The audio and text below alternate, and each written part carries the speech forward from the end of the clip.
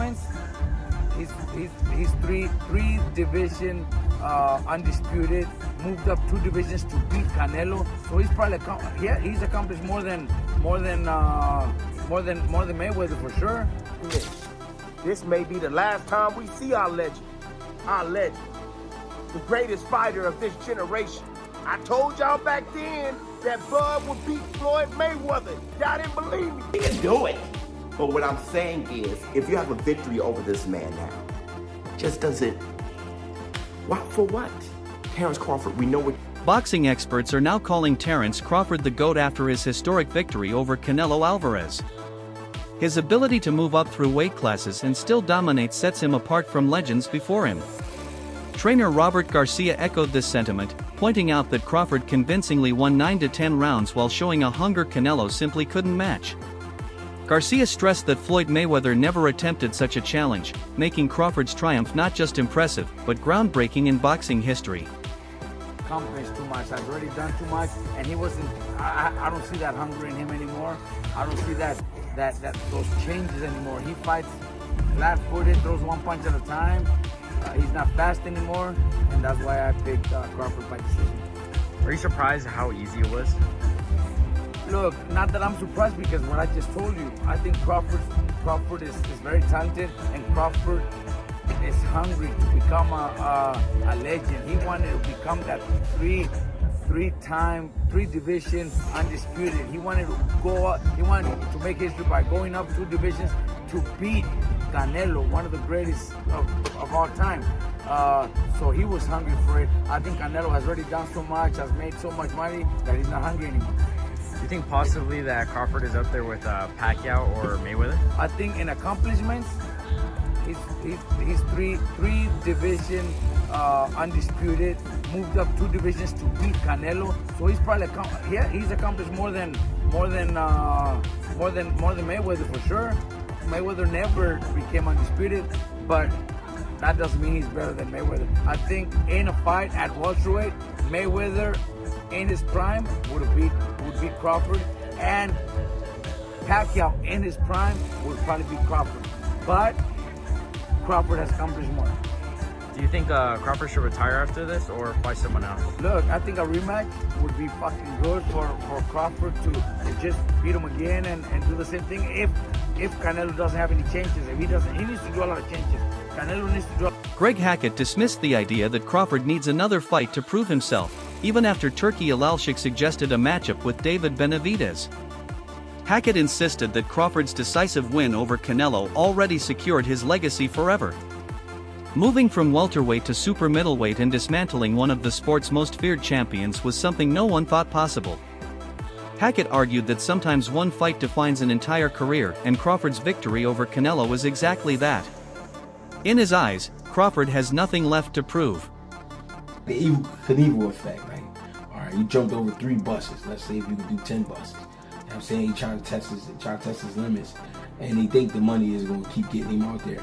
That fight is pointless. The fight is pointless because nobody ever talked about that fight until now. And then I don't feel like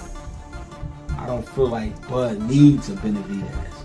And then that would mean Benavidez would have to go into a different body and bring himself back down to 68 when he's already getting settled in at 175.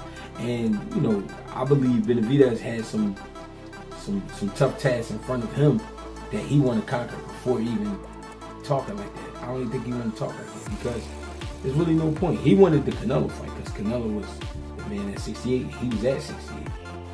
I don't think he cared about fighting Bud, and I don't think Bud cared about fighting Benavidez. That's just Turki trying to pull rank.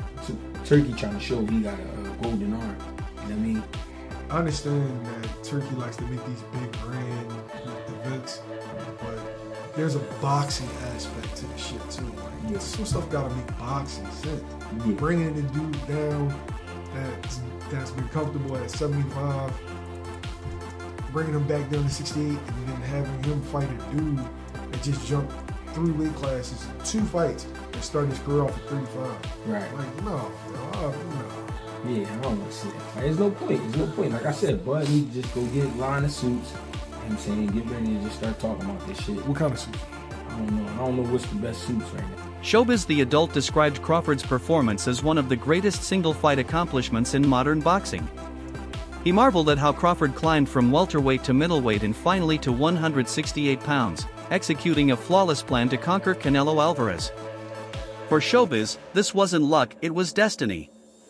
Crawford entered the ring polished, prepared, and sharper than ever, making the win feel inevitable. He declared that Crawford has already proven everything, and this fight alone cements him as a legend. In his words, the boxing world has now seen enough to close the debate about Crawford's greatness. Thoroughly just knew there was no way Terence Bud Crawford beat Saul Canelo Alvarez at 168. Canelo Alvarez was the super middleweight undisputed champion and younger. Terence Crawford was 26 at lightweight. Canelo Alvarez at 26, what was he, a middleweight? Terence Bud Crawford just grew to 154 at 36 years old. Canelo hasn't been able to make 154 since he was a baby. Terence Bud Crawford jumped up from welterweight to super middleweight to beat one of the greatest fighters of all time, to become 3-time undisputed in 3 different weight classes. Enough said. Enough said. It shed light on his victory against Errol the Truth Spence. That is for damn sure. Just the way he dominated him. Errol Spence was in there like, what the? If Canelo is saying there wasn't shit I can do in there, Errol Spence had to have been in there like, holy shit. It brings light to his resume. Everybody does it. We kind of knew that Bob Arum had Manny Pacquiao avoid Terence Crawford. I can't say Manny Pacquiao avoided Terence Crawford, but Bob Arum definitely did. PBC, welterweights in the PBC, all avoided him. I am here to give credit to Terence Crawford for being one of the most dubbed fighters in history. So you cannot any longer blame his resume, his greatness, and look at his resume when we all know, genuinely, we have to be genuine, that he is one of the most dubbed fighters of all time, like Bob Foster, like Black Murderers Row, Charlie Burley and Eddie Booker and all those guys. Listen, Terence Crawford by himself is Black Murderers Row of this era. Now, do I need Terence Bud Crawford to continue fighting? Hell no. For what? If you beat Terence Crawford now, what, you want him to strip down to 160, lose that muscle mass he has, and be a little bit, we saw that with Roy Jones Jr., but he can do it. He's the everything man. He can do it. But what I'm saying is, if you have a victory over this man now, just does it, what, for what? Tim Bradley, long a believer in Crawford's dominance, felt completely vindicated after the fight. He reminded fans that he always called Crawford the baddest man on the planet, and against Canelo, Bud proved him right. Bradley noted how doubters claimed Crawford was too small to survive at higher weights, yet not only did he survive, he dominated. The performance looked effortless, as though Crawford were sparring rather than facing one of boxing's hardest punchers. Bradley even went as far as comparing Crawford favorably to Floyd Mayweather, arguing that Bud's name now belongs at the very top of the greatest of all-time conversation. Terence Bud Crawford, the baddest man on the planet. Y'all saying, no, he too small, Tim. He too small. Man, that was easy. That was easy. That was more easy than I thought. Terence said he was gonna have him crying, and he had him crying when they was walking out. They was crying. Oh yeah, they were damn crying. They was upset, head was down. They couldn't believe what they just witnessed. Oh yeah, boxing performance. I told y'all this was gonna be one of the greatest boxing performances of all time. I told y'all. Y'all didn't believe me. You over here, you riding Crawford. You riding him like he God. You riding him like he invincible, all this stuff. You don't see that greatness now? You don't see that greatness? Yeah, hey, go ahead and hop on the train. It might be too late now. It might be too late, because guess what? He done. Ain't nothing else he needs to do.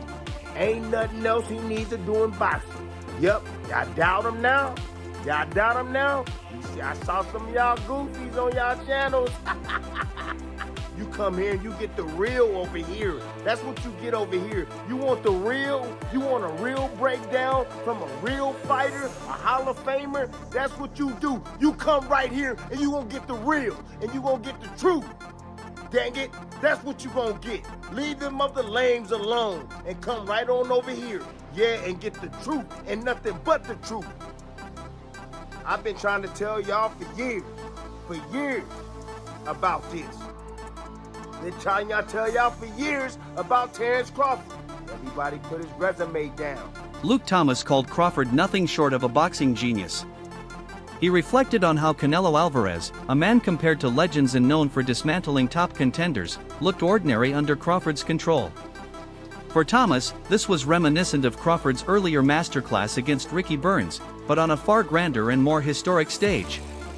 Canelo is no simple opponent, he's one of the most skilled champions of the modern era.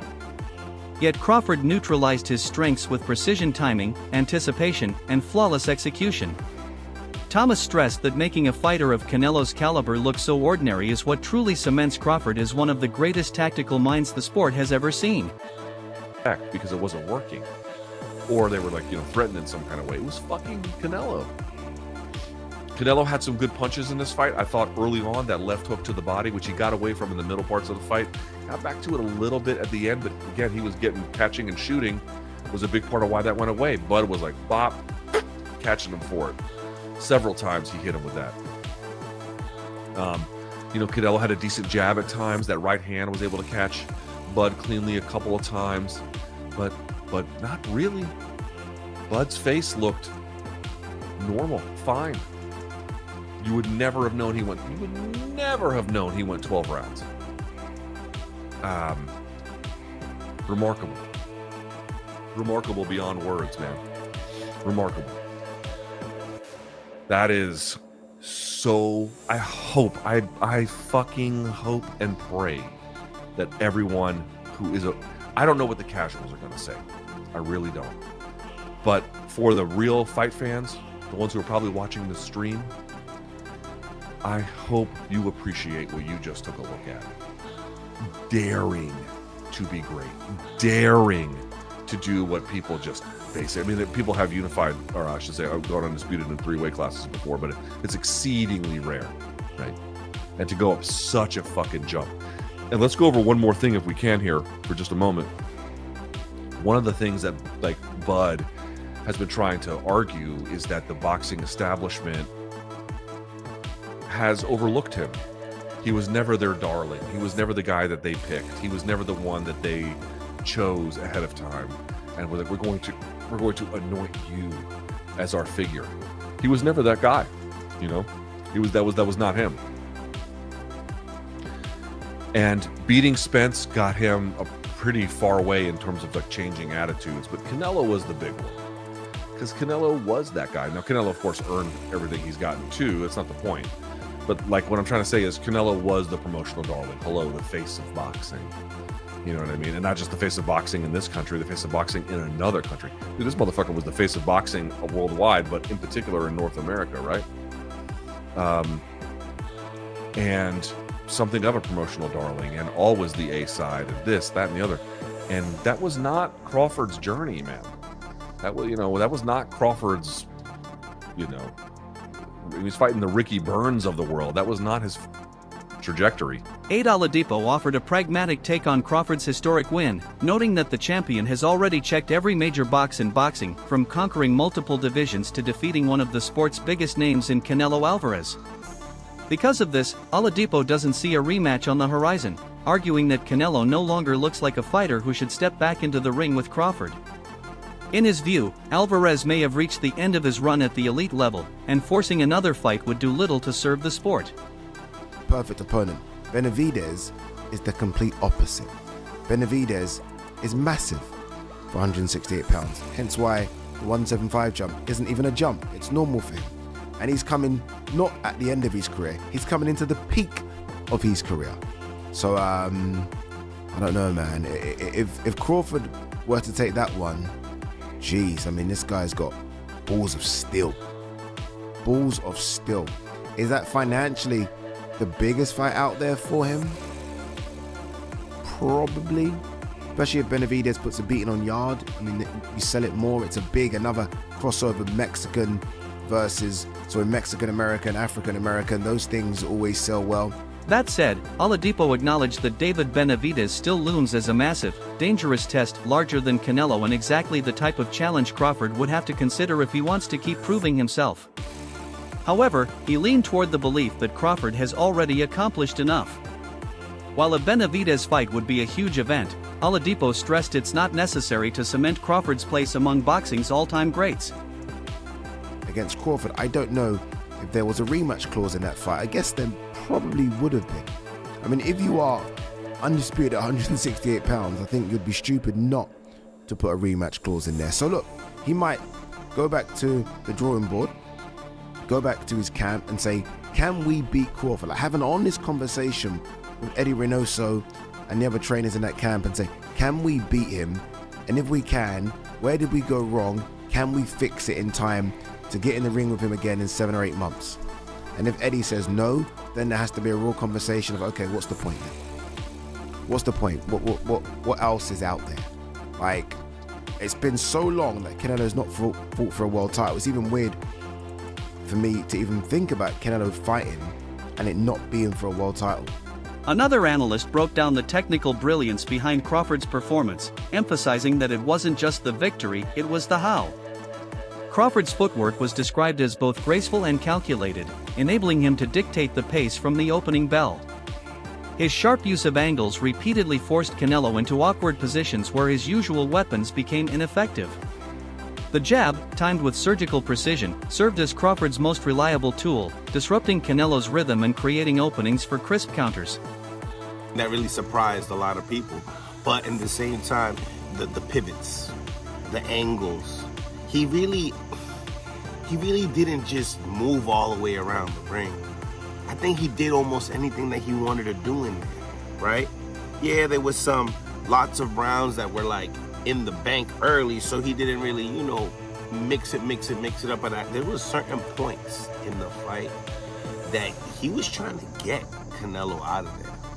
And wow, it was amazing to see, what all these other guys were able to do with Canelo. And Terence Crawford does something completely different. Beats him way better than Mayweather ever did. Beats him way better than Bivol ever did. He took his soul in the ring. He had no idea what to do. Every move Crawford made appeared intentional, designed to systematically dismantle Canelo's strategy. The analyst admitted that few expected such a comprehensive display of skill, especially given the size and power disadvantage Crawford faced. Yet, his mastery of fundamentals and razor-sharp ring IQ allowed him to overcome those odds. In the end, the analyst concluded this was more than a victory, it was a performance that will be studied for years as one of the finest demonstrations of technical excellence in boxing history. Defense was on point. He was seeing shots come. And one of the biggest factors I said, listen, the way Terence Crawford catches his shots on the glove is top tier. And I was really nervous at the fact that, how is his body frame going to be able to, take it? And when he caught some of those shots and he was so planted, Canelo moved after his shot versus him. And I said, Terence Crawford's like a tree trunk when it comes to catching some of these shots. He's very prepared, and you don't even know how calm and collective you need to be able to take, catch those shots. So salute to Terence Crawford. I think that Canelo Alvarez didn't even win a round, man. It was that much of a whooping. If you enjoyed this video, don't forget to like, share, and subscribe to Knockout Voyage for more amazing boxing content. Stay tuned for the next big fight.